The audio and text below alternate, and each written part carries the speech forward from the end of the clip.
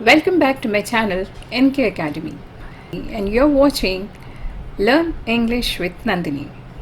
In today's video lesson, you're going to learn how to talk about the most important part of the house, and that one room which is called as kitchen. Kitchen is one room which is common in all types of houses across the world. There is no home without a kitchen. Whether it's a one-bedroom apartment, double-bedroom apartment, studio apartment, a small house, or a big mansion, kitchen is essential in all types of houses. So, today let's learn the vocabulary and phrases related to this important part of the house, which is called as kitchen. Let's get started.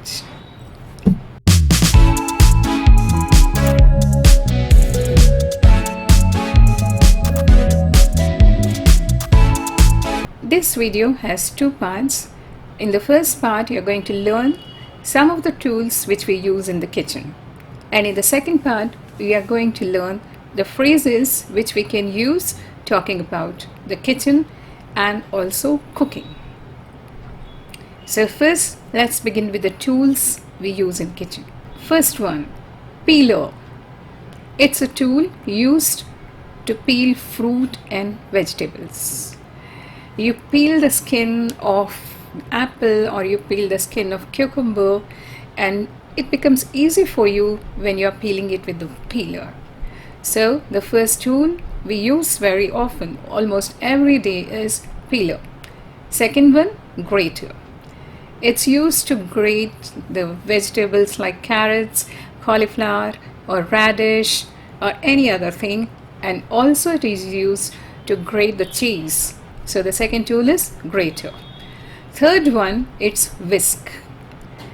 We use it for beating the egg or for beating the cream. This is also called as egg beater. The next one is tongs. We use it for lifting and picking up the vessels. Sometimes we use it for picking up a piece of cake or a piece of bread or a sandwich. We use tongs for different purposes. The next one is rolling board.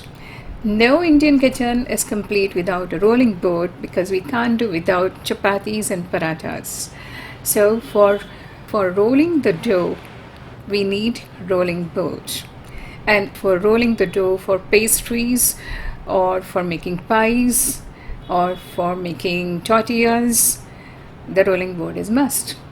Along with the rolling board comes the rolling pin, and which is used for flattening the dough for the rotis or for rolling the parathas or for flattening the dough for pastry sheets or for tortillas. So rolling board and rolling pin, two essential tools in all types of kitchens. The next one, chopping board, without which the kitchen will be incomplete. We use it for chopping the vegetables or chopping the fruit. This is also an important tool of the kitchen. The next comes the strainer. And what's it? We use it for straining tea.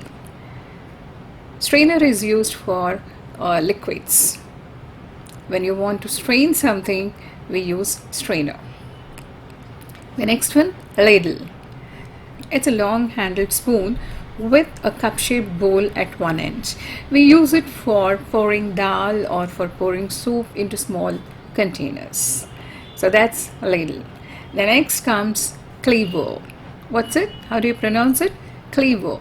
And what's a cleaver? It's a tool with heavy broad blade for chopping meat. Next one is colander. It's a bowl with perforations or holes in it, which is used for straining off the liquid after washing the vegetables or even after cooking. Like you boil the noodles and you boil the pasta, and when you want to drain off the water, we pour the entire thing in the colander and the water goes out. The next kitchen tool is mortar and pestle, which is used for pounding spices. You can use the grinder also, but mortar and pestle is a very traditional kind of a thing and it's very handy. So you use it for pounding spices. Skillet. Skillet, it's a frying pan, multi-purpose pan this is. You can use it for cooking vegetables, or you can use it for preparing fried rice, anything. It's a multi-purpose kitchen tool, and that is skillet. The next one is griddle. It's a heavy flat iron pan. In Hindi we call it as tawa. We use it for making parathas, rotis, and there is a different kind of a griddle for making dosas. So this is griddle, an essential part of kitchen. Another one is lemon squeezer. We use it for squeezing the lemon. It's very convenient because the seeds of the lemon, they are separated and the juice comes down. These are some of the important tools which we use in the kitchen. There are a number of tools, there are a number of electrical gadgets, but here I have just mentioned 15 most important kitchen tools. Now let's see some common phrases which are used while working in the kitchen. First one, sift the flour. What's it? You sift the flour before making the dough for rotis or for pastries, or even before baking a cake. You need to sift the flour. And the second one, strain the tea. Strain the tea. You make the tea and you want to separate the tea leaves from the decoction, and we use the strainer. So that is called strain the tea. We use the word strain for liquids, and we use the word sift for dry things. So that's the difference between sifting and straining. Next phrase which is commonly used is knead the flour. Like you take the flour, it could be a wheat flour or it could be any other millet flour, and then you pour water into it and make a dough. Next one, knead the dough to make it soft. Next one, roll the chapatis. You use the rolling board, you use the rolling pin, and you roll the chapatis. Next one, boil the milk. Boil the milk. Then next one, turn down the heat. The milk is about to boil, so please turn down the heat. Turn down the heat, that is, reduce the heat. Next one is stir continuously. Stir the vegetables continuously so that they don't get burnt. When you stir fry, you stir the vegetables continuously. Next phrase, stir occasionally. Like if you are stirring the vegetables not continuously but after some frequency, then you can say stir them occasionally. Okay, sometimes you want to thicken the milk, you want thick milk like condensed milk, then you can say boil the milk till it thickens. Okay, now you want to make paneer or cottage cheese at home, so you can tell, okay, squeeze the lemon juice to curdle the milk. The next phrase which is very commonly used is peel the potatoes. You use the peeler and you remove the skin of the potatoes, and then the phrase used here is peel the potatoes. The phrase which you can use is cut the aubergine into small cubes. What's aubergine? It is nothing but brinjal, or it's also called as eggplant. Cut something into small piece. That's the structure. Cut into, right?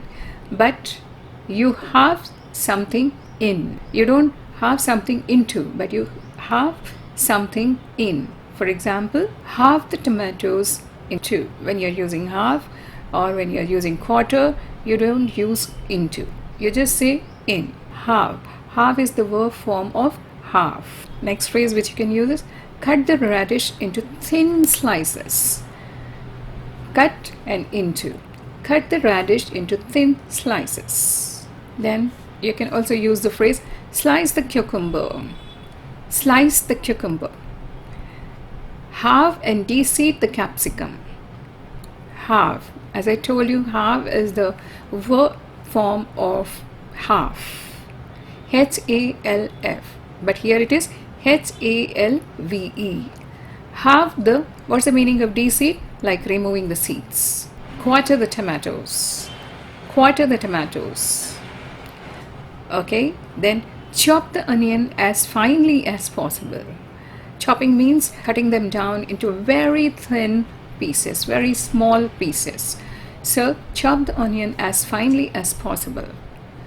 Dice the peppers. What's the difference between chop and dice? In dice, you first cut the vegetable into slices vertically, and then you dice them again horizontally into very thin, very small pieces. So chop and dice can be used interchangeably, but there is a slight difference. Now, next one, mix the vegetables. Stir the vegetables. In mixing, we can simply mix them with the hand, or we can toss them and mix.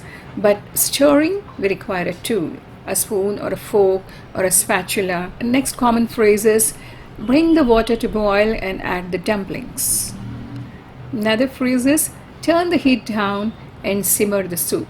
Turn the heat down, that is, reduce the heat and allow the soup to simmer. Simmer, like let it boil for a long time at low heat, not at a high flame, but reduced flame. Simmer. Next, fry the potato wedges. Fry means to fry it in shallow.